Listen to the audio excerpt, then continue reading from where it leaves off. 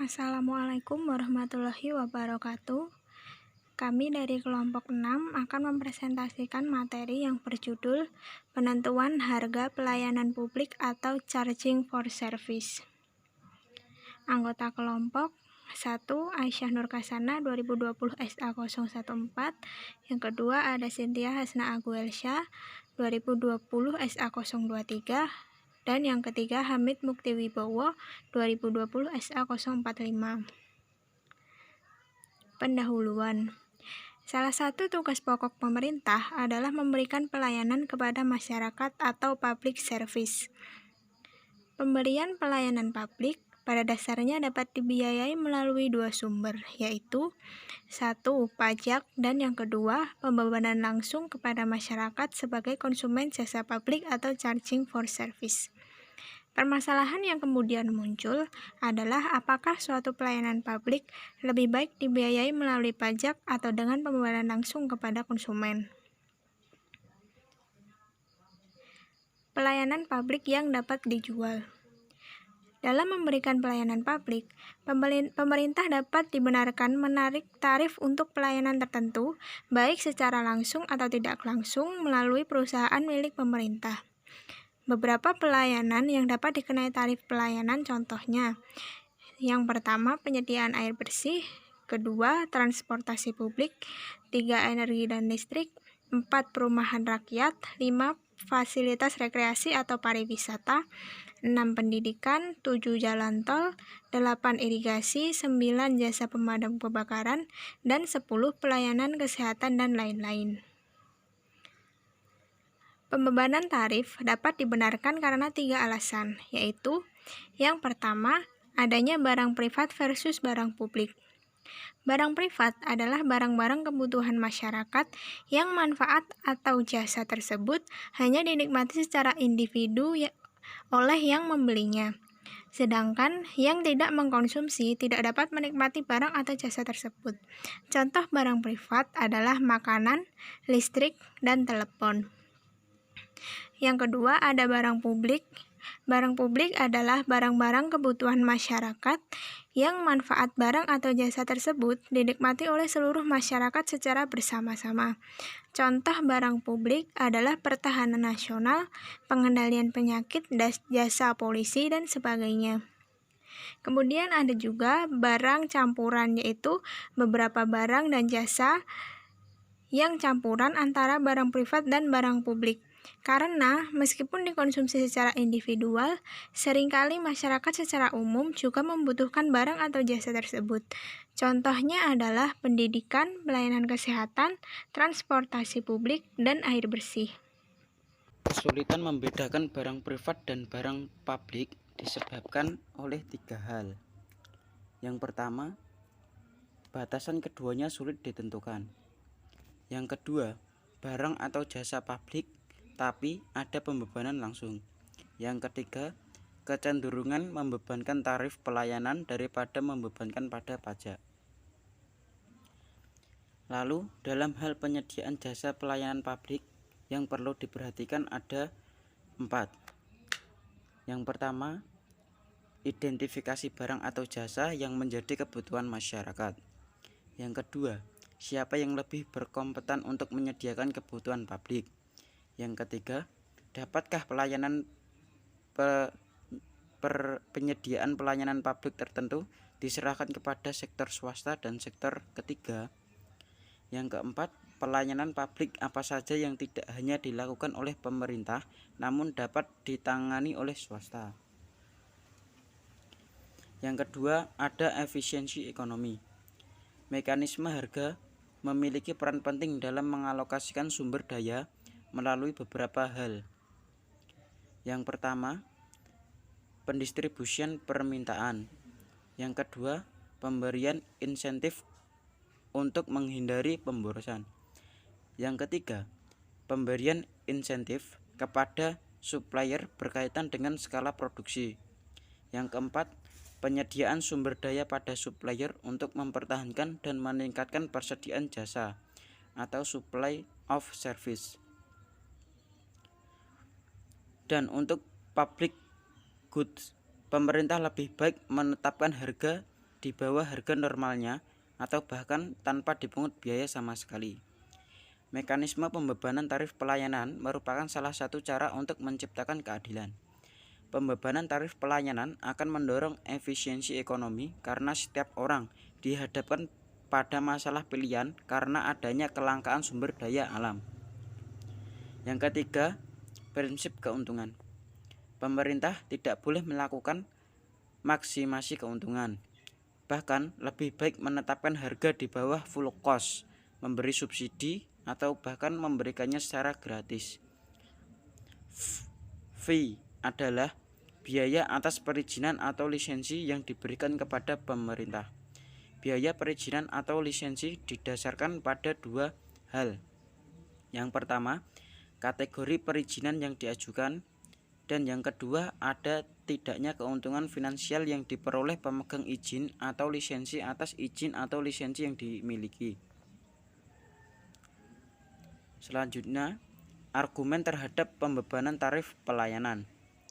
Terdapat 5 alasan pembebanan langsung. Alasan yang pertama, suatu jasa baik merupakan barang publik maupun barang privat. Alasan yang kedua, suatu pelayanan mungkin membutuhkan sumber daya yang mahal atau langka sehingga konsumsi publik harus didisiplinkan. Alasan yang ketiga, terdapat variasi dalam konsumsi individual yang lebih berhubungan dengan pilihan daripada kebutuhan. Alasan yang keempat, suatu jasa mungkin digunakan untuk operasi komersial yang menguntungkan dan untuk memenuhi kebutuhan domestik secara individual maupun industrial. Alasan yang terakhir, pembebanan dapat digunakan untuk mengetahui arah dan skala permintaan publik atas suatu jasa apabila jenis dan standar pelayanannya tidak dapat ditentukan secara tegas. Argumen yang menentang pembebanan tarif pelayanan. Terdapat kesulitan administrasi dalam menghitung biaya pelayanan. Penetapan tarif pelayanan masyarakat, adanya sistem pencatatan dan pengukuran yang handal. Yang miskin tidak mampu untuk membayar.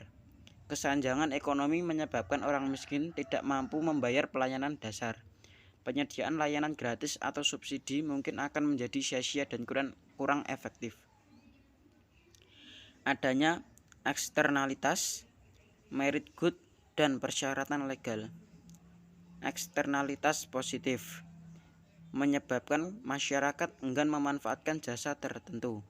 Demikian juga, barang yang dianggap sebagai merit good mungkin lebih baik diberikan secara gratis atau tanpa beban biaya sama sekali. Dan praktik pembebanan. Kegagalan dalam menetapkan biaya pada situasi tertentu menyebabkan distorsi harga dan alokasi sumber daya yang keliru sehingga mengurangi pilihan bagi konsumen. Kesalahan dalam menetapkan tarif pelayanan publik merupakan penyebab utama defisit anggaran. Dalam praktiknya, pelayanan yang gratis secara nominal seringkali sulit dijumpai. Poin selanjutnya, ada kegunaan pembebanan dalam praktik. Charging for service merupakan salah satu sumber penerimaan bagi pemerintah daerah tertentu. Pemerintah memperoleh penerimaan dari beberapa sumber, antara lain 1. Ada pajak, yang kedua pembebanan langsung kepada masyarakat atau charging for service, yang ketiga ada laba BUMN atau BUMD, yang keempat ada penjualan aset, kelima utang, dan yang keenam ada pembiayaan defisit anggaran atau mencetak uang. Poin selanjutnya ada penetapan harga pelayanan. Pemerintah harus memutuskan berapa harga pelayanan yang harus dibebankan kepada masyarakat. Dalam penetapan harga pelayanan, terdapat 4 kesulitan dalam menghitung biaya total. Antara lain, yang pertama, Kita tidak tahu secara tepat berapa biaya total atau full cost untuk menyediakan suatu layanan.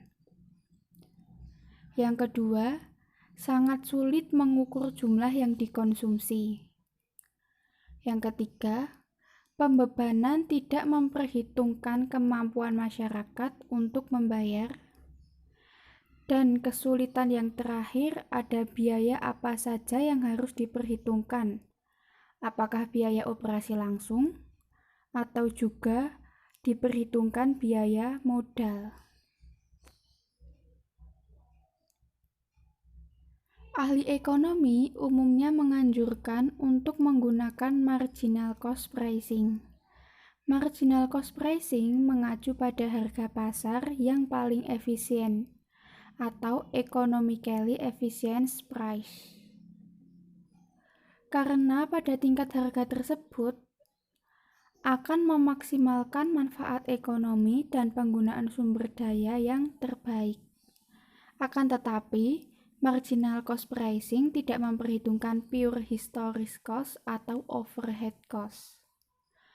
Poin selanjutnya, ada permasalahan marginal cost pricing. Beberapa permasalahan dalam penggunaan marginal cost pricing. Yang pertama, sulit untuk memperhitungkan secara tepat marginal cost untuk jasa tertentu.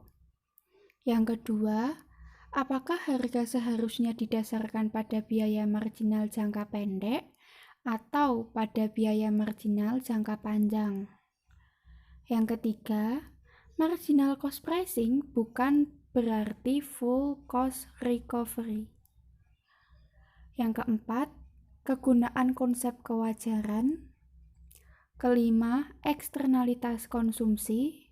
Dan yang terakhir, keenam, pertimbangan ekuitas mensyaratkan yang kaya membayar lebih. Poin selanjutnya ada kompleksitas strategi harga. Kompleksitas strategi harga antara lain, yang pertama ada two-part tarif, kedua peak load tarif, ketiga diskriminasi harga, yang keempat full cost recovery, dan yang terakhir kelima ada harga di atas marginal cost. Poin yang terakhir ada taksiran biaya.